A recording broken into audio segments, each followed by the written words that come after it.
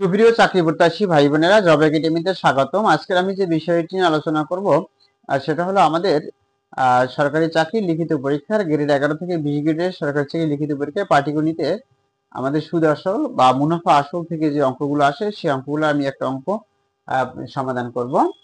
এর আগে আমি এই মুনাফা আসল বা সুদ আসল থেকে আমি সূত্রগুলো দেখিয়েছিলাম যে আমরা জানি বা মুনাফা আসল বা সুদ আসলের অঙ্কগুলো দুই ধরনের হয়, একটা হলো সরল মুনাফা আর একটা হলো চক্রবৃদ্ধি মুনাফা। এর আগের একটা ভিডিওতে আমি চক্রবৃদ্ধি মুনাফা এবং সরল মুনাফার সূত্রগুলো লিখে রেখেছি, সেজন্য আমি সরল মুনাফা এবং চক্রবৃদ্ধি মুনাফার সূত্রগুলো আজকে লিখবো না। আজকে আমরা এই অঙ্কটি করব। কিন্তু তার আগে একটু কথা বলি যে সরল মুনাফা বা চক্রবৃদ্ধি মুনাফার অঙ্কে, অর্থাৎ মুনাফা বা মুনাফা আসলের অঙ্কে আমাদের অঙ্কে মুনাফা বের করতে বলে অনেক সময় আসল বের করতে বলে, অনেক সময় মুনাফার হার বের করতে বলে।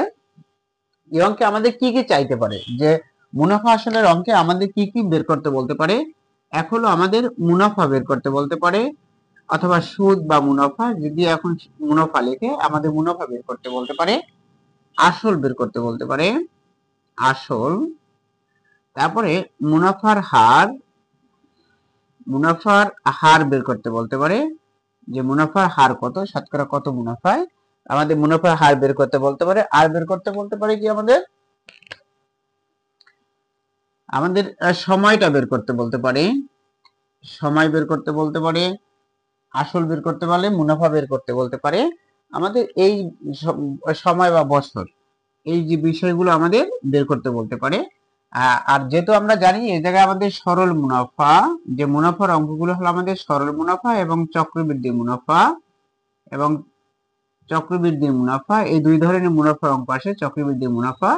আর এই সরল মুনাফা এবং চক্রবৃদ্ধি মুনাফার পার্থক্য বের করতে বলতে পারে কি, যে সরল মুনাফা এবং চক্রবৃদ্ধি মুনাফা, এই দুইটা মুনাফার পার্থক্য কি সেটা বের করতে বলতে পারে, পার্থক্য বের করতে বলতে পারে। তাহলে আমাদের এই মুনাফা আসলের অঙ্কে আমাদের কি বের করতে বলতে পারে, মুনাফা বের করতে বলতে পারে, অথবা আসল বের করতে বলতে পারে, এবং মুনাফার হার বের করতে বলতে পারে, সময় বের করতে বা বছর বের করতে পারে। আর হলো যে সরল মুনাফা এবং চক্রবৃদ্ধি মুনাফার পার্থক্যটা আমাদের এই অঙ্কে বের করতে বলতে পারে। তাহলে আমরা দেখি যে আজকের আমি যে অঙ্কটা লিখে রেখেছি এই অঙ্কটা আমাদের কি বের করতে বলছে।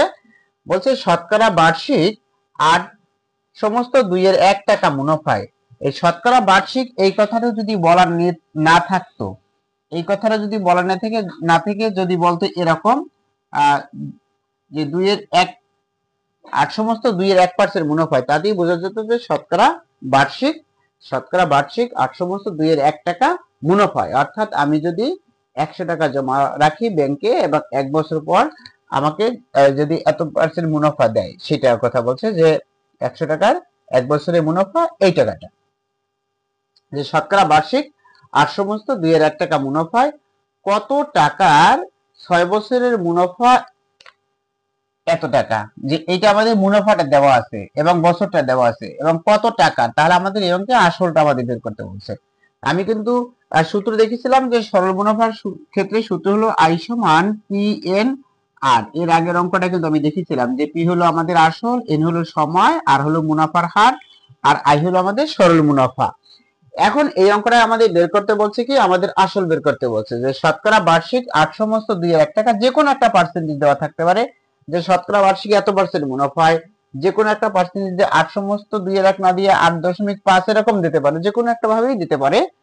মুনাফায় কত টাকার 6 বছরের মুনাফা এত টাকা, এখানে 6 বছর থাকতে পারে, 4 বছর থাকতে পারে, 2 বছর থাকতে পারে, এই টাকাটা আমাদের বিভিন্ন রকম দেওয়া থাকতে পারে, এখানে মুনাফা দেওয়া আছে, মুনাফা আসল দেওয়া থাকতে পারে। তখন আমরা কিভাবে বের করব, সেটা এক একটা অঙ্কের সমাধান আমাদের এক এক রকম, কিন্তু মূল বিষয়টা হলো একই রকম, যে আমাদের মুনাফা আসল অঙ্ক, সরল মুনাফা এবং চক্রবৃদ্ধি মুনাফা, এক্ষেত্রে আমাদের মুনাফা বের করতে বলতে পারে, আসল বের করতে বলতে পারে, মুনাফার হার বের করতে বলতে পারে, সময় বা বছরটা বের করতে বলতে পারে, এবং সরল মুনাফা এবং চক্রবৃদ্ধি মুনাফার পার্থক্য বের করতে বলতে পারে।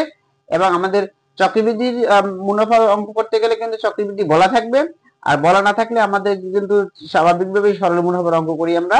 আর যদি চক্রবৃদ্ধি বলা থাকে তাহলে আমাদের চক্রবৃদ্ধি মুনাফা হয়। এবং চক্রবৃদ্ধি মুনাফাটা কি এবং সরল মুনাফাটা কি, এটা এর আগে একটা অঙ্কে আমি আলোচনা করেছি আর একটা ভিডিওতে। আমি এই ভিডিওটা ডেসক্রিপশন লিংকে ওইটা আমি দিয়ে রাখবো। যে শতকরা বার্ষিক আর সমস্ত 2-1 টাকা মুনাফায় কত টাকার 6 বছরের মুনাফা এই টাকাটা হবে।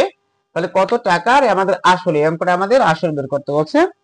আমাদের প্রথমে আইডেন্টিফাই করতে হবে যে আমাদের কি বের করতে বলছে। তাই শতকরা বার্ষিক 8 সমস্ত 2-1 টাকা মুনাফা, অর্থাৎ 8 সমস্ত 2-1% মুনাফায়, এটা বলতে বোঝায় যে 100 টাকার 1 বছরের মুনাফাটা হলো এই টাকাটা, যে 100 টাকার 1 বছরের মুনাফা এই টাকাটা, এটা বোঝায়। তাহলে আমাদের 100 টাকার 6 বছরের মুনাফা কত সেটা বের করি। আমাদের এখানে তো মুনাফাই দেওয়া আছে, মুনাফা আসল তো দেয়া নাই, তাহলে আমাদের ঝামেলা কম। তো আমরা লিখবো, এটার সমাধানটা আমরা করি। এটার সমাধানটা হলো যে 100 টাকার 8 সমস্ত 2-1% যদি বলা আছে, তাহলে 100 টাকার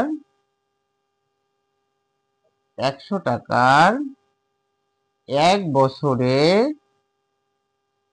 মুনাফা, 100 টাকার 1 বছরে মুনাফা হলো যে আমাদের 8 সমস্ত 2-1 বা 8 দুগুণে 16 আর 1 17, উপরে 17 নিচে 2, এই টাকাটা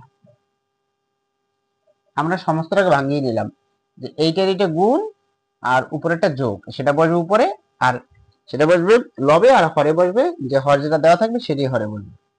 এটা হলো সমস্ত ভাঙালাম আমরা, যে 100 টাকার 1 বছরের মুনাফা এই টাকাটা, আর সমস্ত 2-1 বা সমস্ত ভাঙাই লিখবো, উপরে 17 আর নিচে হলো 2, 17 টাকা। এটা হলো আমাদের 100 টাকার 1 বছরের মুনাফা। এখন আমি 6 বছরের মুনাফাটা বের করি। তাহলে আসল আমরা 100 টাকায় রেখে যাব, 100 টাকার 6 বছরের মুনাফা, যেহেতু এইটা চেঞ্জ হয় নাই, যেহেতু এই 100 নিচে 100ই বসছে, এটা আর চেঞ্জ হয় নাই, যেহেতু এটা চেঞ্জ হয় নাই, কাজেই আমাদের এটা আর এর দিকে কিন্তু আসবে না, আমাদের এইটাই চেঞ্জ হয়েছে। 100 টাকার 1 বছরের মুনাফা যদি এই টাকাটা হয়, আর 100 টাকার 6 বছরের মুনাফা কি তার চেয়ে বেশি হবে না কম হবে? যদি বেশি হয় তাহলে একরকম, আর যদি কম হয় তাহলে একরকম। যে আমাদের 100 টাকার 1 বছরের মুনাফা হলো এই টাকাটা, আর 100 টাকার 6 বছরে অবশ্যই মুনাফা বেশি হবে, মুনাফা বেশি হলে গুণ হয়, গুণ হলে উপরে বসে, তাহলে এই 17 গুণ 6 নিচে 2 টাকা, বা 100 টাকা 6 বছরের মুনাফা আমরা বের করব।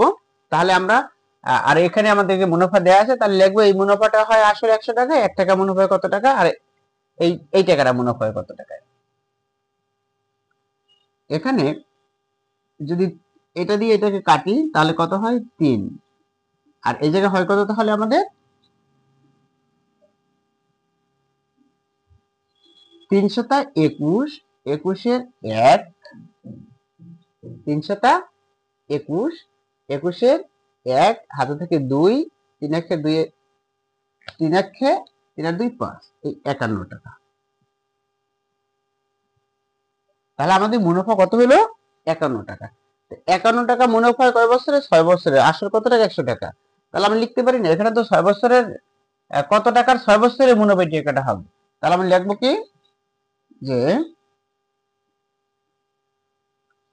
এখানে 51 টাকা মুনাফা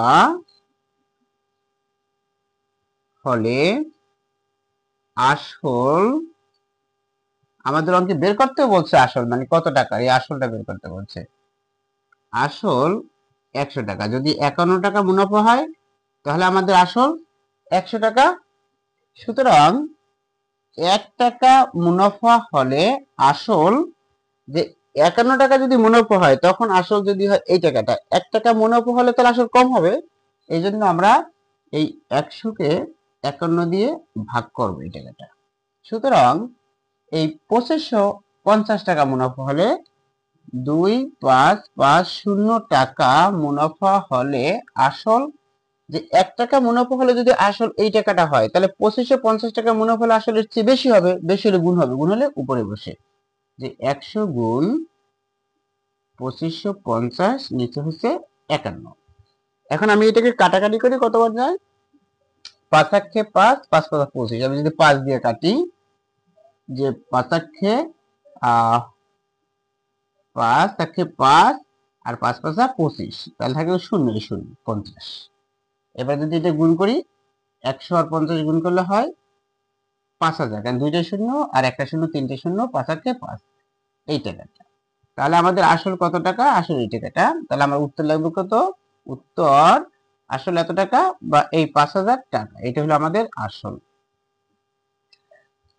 তাহলে আমরা কি লিখলাম, যে আমাদের বলছে শতকরা বার্ষিক 8 সমস্ত 2-1 টাকা মুনাফায় কত টাকার 6 বছরের মুনাফা, কত টাকার মানে আসলটা বের করতে বলছে। 6 বছরের মুনাফা 2550 টাকা। তাহলে লেখা 100 টাকার 1 বছরের মুনাফা হলো যে 8 সমস্ত 2-1%, মানে শতকরা বার্ষিক বলতে বোঝায় 8 সমস্ত 2-1%। 100 টাকার 1 বছরের মুনাফা এবং পার্সেন্টেজ বলতে কি বোঝায়? 8 সমস্ত শতকরা বার্ষিক মুনাফা হার বলতে বোঝায় 100 টাকার 1 বছরের মুনাফা, ওই টাকাটা। 100 টাকার 1 বছরের মুনাফা হলো মানে এই টাকাটা এক। সুতরাং 100 টাকার 6 বছরের মুনাফা, 100 টাকার 6 বছরের মুনাফা, 100 টাকার 100 টাকার 1 বছরের মুনাফা যে এই টাকাটা হয়, 100 টাকার 6 বছরের মুনাফা যেহেতু একের চেয়ে 6 বড়, 6 বছরের মুনাফার চেয়ে বেশি হবে, তাহলে গুণ হবে, গুণ হলে উপরে বসে কাটাকাটি করলাম 51 টাকা। এই 51 টাকা মুনাফা হয়েছে কত টাকায়? 100 টাকায়। কত বছরে? 6 বছরে। তাহলে লিখবো কি? তাহলে 51 টাকা মুনাফা হলে আসল 100 টাকা, 1 টাকা মুনাফা হলে আসল কত টাকা? কম, কম হলে ভাগ, আর 2550 টাকা মুনাফা হলে আসল কত টাকা? বেশি, বেশি, কাটাকাটি করলাম। এখন এইটা আমরা সূত্রের মাধ্যমে করতে পারতাম, কিন্তু যদি রিটেন পরীক্ষা আসে সূত্রের মাধ্যমে করার চেয়ে এরকম করাই ভালো। সূত্রের মাধ্যমে করলে আমরা এমসিকিউতে আসলে সেভাবে আমরা সূত্রের মাধ্যমে করব। আশা করি আপনারা এই অঙ্কটা বুঝতে পেরেছেন। সুপ্রিয় চাকরি প্রত্যাশী ভাই বোনেরা, সুদ আসলের অঙ্ক কিন্তু বা মুনাফা আসলের অঙ্ক কিন্তু পরীক্ষা হলে ম্যাক্সিমাম পরীক্ষায় আসে। যদি আপনারা একেবারে বেসিক বিল্ড আপ করে অঙ্কগুলো দেখেন তাহলে ইনশাল্লাহ পারবেন। পরবর্তী কোনো ভিডিওতে আবার দেখা হবে। যদি আমার ভিডিওটি ভালো লাগে লাইক করবেন, কমেন্ট করবেন এবং সাবস্ক্রাইব করবেন।